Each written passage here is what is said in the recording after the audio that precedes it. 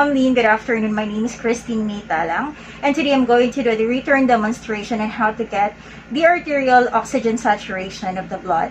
So, of course, the first thing we'll have to do is to understand the purpose of doing such. Number one is for us to get the estimate of the arterial blood O2 saturation. Number two is for us to check hypoxemia even before that the symptoms will appear.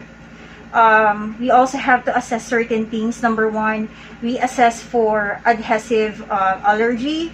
We also have to check for the best location where we can, of course, do the checking. Normally, it's on the fingers.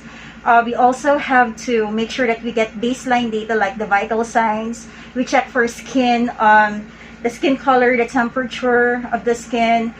We also have to check for tissue perfusion of the extremities, and at the same time the color of the nail bed. And then lastly, you also have to check the client's overall health status.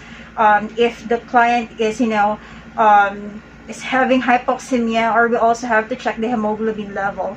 So after we've done checking those things, we make sure that we prepare the proper equipment. Okay, so of course we have to have a pulse oximeter. Okay, we also have to have, of course, alcohol for us to sanitize, and at the same time cotton balls. And we also need to have a nail polish remover, especially if our patient has a nail polish, because we have to remove it later on for accuracy of the measurement. Okay, so after that, after having those equipment ready, we now check if we have a functioning pulse oximeter. Okay, so as you can see, this one is functioning. So let me just fix the battery.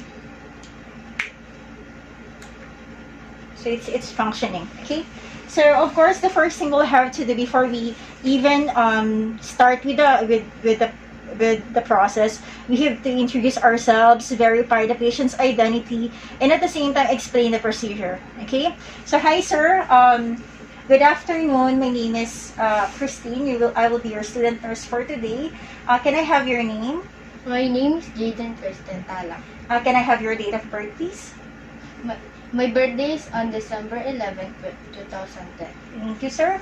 Okay, so today I will be getting your oxygen saturation. Okay, this is for us to check the amount of oxygen you have, or the arterial blood saturation. Okay, so, we will be using this for your baseline data. Okay, so after that, after we've introduced ourselves, the next thing that we will have to do is, of course, to perform proper hand hygiene. This is for us to avoid, contaminating our patient.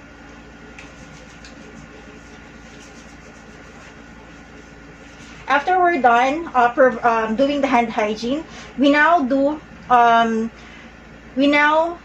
provide privacy. So see, for example, if you're in a room, you close the door, you close the curtain, or if you're having a partition, make sure that you close whatever partitions that you have, to make sure that we are providing privacy to the patient. And the number 4 is to make sure that we choose the right sensor. Okay, based on, of course, the size of the patient, and of course the location where we will put it. So normally we put it on the fingers. Okay, and if the patient is having allergies for adhesive, make sure that we use clips without any adhesive. Okay, so after that, of course, the next thing is we will prepare the site. So in preparing the site, we have to make sure that we sanitize it.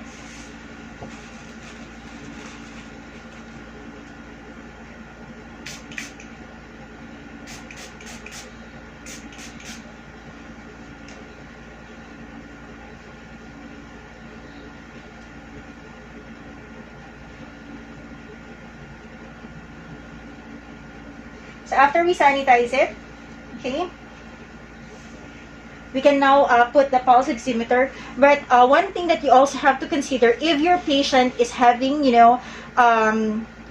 a nail polish, make sure to remove it before doing the procedure, because the rationale for that is to make sure that we will get an accurate data or accurate measurement, okay, for the auto saturation. So after we're actually done with that, we make sure that we apply now the pulse oximeter.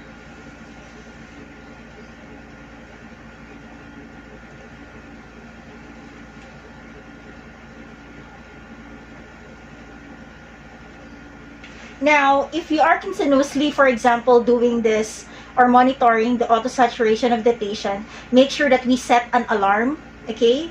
And then after we set an alarm, we also make sure that we we ensure client safety. So if we're, let's say, monitoring it, we have to make sure that we change the position every 4 hours, okay? Or we make sure that we check the position or change the position every 4 hours, okay? And then after that,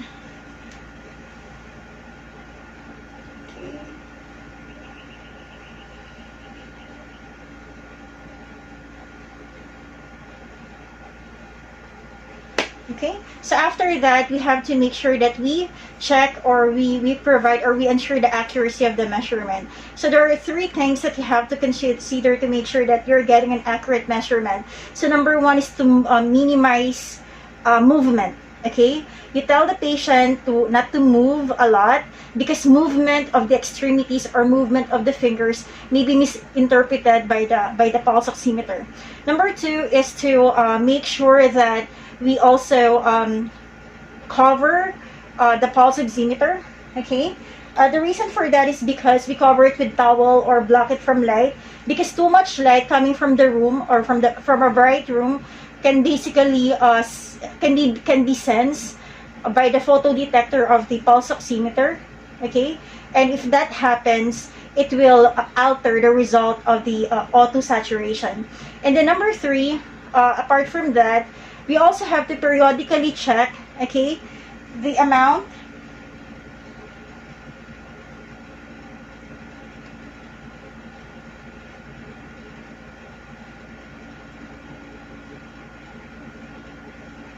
so we also have to make sure that we check periodically the pulse rate that we are getting from here, okay, and also the radial pulse, okay, because too much or a large discrepancy of the radial pulse and at the same time whatever we have here on the auto saturation will basically tell us that the auto saturation equipment is not working properly, okay? And then lastly, we document whatever findings that we have, okay?